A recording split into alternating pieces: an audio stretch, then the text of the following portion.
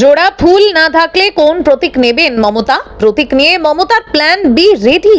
নির্বাচন কমিশনে বাড়লো টানাপোড়েন। জোড়া ফুল হাতছাড়া হলে কি হবে? তবে কি নতুন কোনো ফুল নিয়ে ভোটে নামবেন মমতা? প্রতীক বিতর্কে বড় ইঙ্গিত। তৃণমূল কংগ্রেসের প্রতীক নিয়ে রাজনৈতিক লড়াই আরো তীব্র হয়ে উঠেছে। দলের দুই গোষ্ঠী নিজেদের আসল তৃণমূল কংগ্রেস বলে দাবি করে নির্বাচন কমিশনের দ্বারস্থ হয়েছে।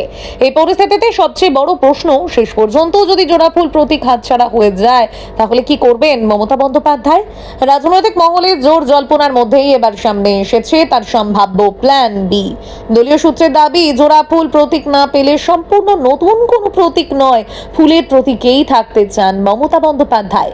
অর্থাৎ জোড়া ফুলের পরিবর্তে অন্য কোনো ফুলকে দলীয় প্রতীক হিসেবে বেছে নেওয়ার প্রস্তুতি নেওয়া হচ্ছে। যদিও কোন ফুলকে বেছে নেওয়া হতে পারে তা এখনো আনুষ্ঠানিকভাবে জানানো হয়নি।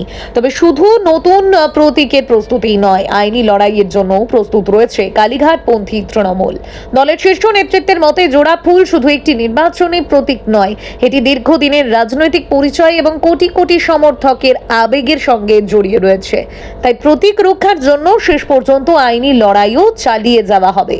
এই প্রসঙ্গে তৃণমূল নেতা কুণাল ঘোষ বলেন, তৃণমূল কংগ্রেস মানেই মমতা, আর মমতা মানেই তৃণমূল কংগ্রেস। তিনি নিজেই একটি ব্র্যান্ড। কোন প্রতীক নিয়ে তিনি লড়বেন সেটা শুধুই একটি আনুষ্ঠানিক বিষয়। তার এই মন্তব্যকে ঘিরে রাজনৈতিক মহলে নতুন করে আলোচনা শুরু হয়েছে।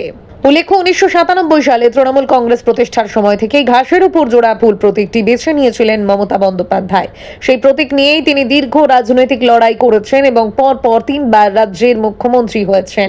তাই এই প্রতীকের সঙ্গে তার রাজনৈতিক পরিচয় এবং দলের ইতিহাস গভীরভাবে জড়িয়ে রয়েছে।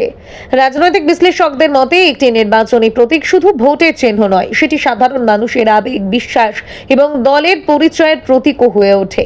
গত 1.5 দশকে জোড়া ফুল প্রতীক সেই পরিচয় তৈরি করেছে। তাই এই প্রতীক হারালে দলের কর্মী সমর্থকদের উপর তার প্রভাব পড়তে পারে। সেই কারণে বিকল্প প্রতীকের প্রস্তুতির পাশাপাশি আইনি লড়াইকেও সমান গুরুত্ব দিচ্ছে তৃণমূলের একাংশ। একদিকে নির্বাচন কমিশন দুই পক্ষের কাছেই প্রয়োজনীয় নথিপত্র জমা দেওয়ার নির্দেশ দিয়েছে। সূত্রের খবর, কালীঘাটপন্থী তৃণমূল ইতিমধ্যেই সমস্ত নথি জমা দিয়েছে। তবে ঋতব্রতর নেতৃত্বাধীন গোষ্ঠী এখনো প্রয়োজনীয় কাগজপত্র জমা দেয়নি বলে জানা যাচ্ছে। নির্বাচন কমিশনের নিয়ম অনুযায়ী যে পক্ষের সঙ্গে বেশি সংখ্যক সাংসদ, বিধায়ক এবং সাংগঠনিক প্রতিনিধির সমর্থন থাকবে সেই পক্ষই দলীয় প্রতীক পাওয়ার দাবিতে এগিয়ে থাকবে। তাই এখন কমিশনের সিদ্ধান্তের দিকেই তাকিয়ে রয়েছে দুই গোষ্ঠী। এই বিষয়ে তৃণমূলের বর্ষিয়ান সাংসদ সৌগত রায় বলেন, তাদের 7 দিনের মধ্যে নথি জমা দিতে বলা হয়েছিল এবং তারা সেই নির্দেশ মেনেই সব কাগজ জমা দিয়েছেন।